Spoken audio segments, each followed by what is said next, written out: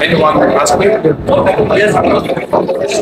Well, today let me say it's quite great event when we have some representatives from foreign countries like China, Indonesia, and Russia. Well, and I would like to express my opinion that with the joint efforts of our countries, we can bring more peace and stability in the region, and that would help our countries to get more prosperity. And I believe that in the near future we should take huge steps towards reaching that.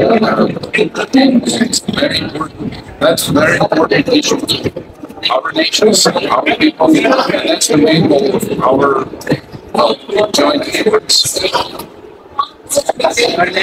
Anatoly, I will